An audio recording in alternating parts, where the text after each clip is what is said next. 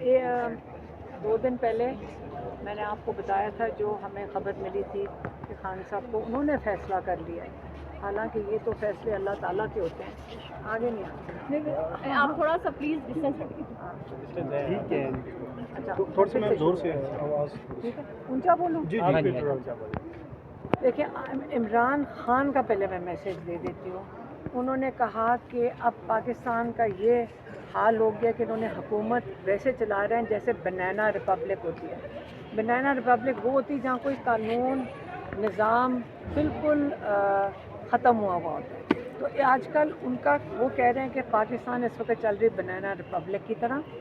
यहाँ पे कोई इंसाफ का निज़ाम नहीं चल रहा, इस वक्त कानून भी नहीं है, जिस तरह लोगों के साथ जो ये बर्ताव कर रहे हैं।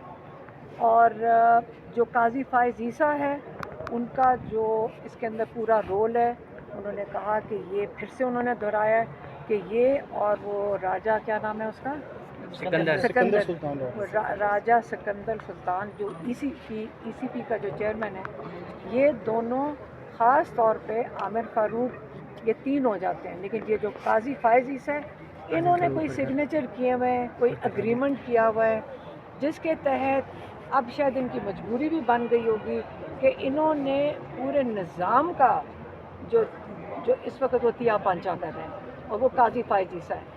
जो उनका दिल करता है, ना वो कानून को फॉलो करने की उनको ज़रूरत महसूस हो रही है।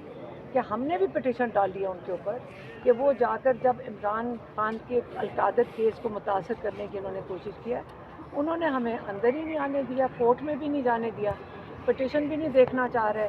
हमने ख़त लिखा है उनको, मेरी बहन डॉक्टर उज़मा और मैंने।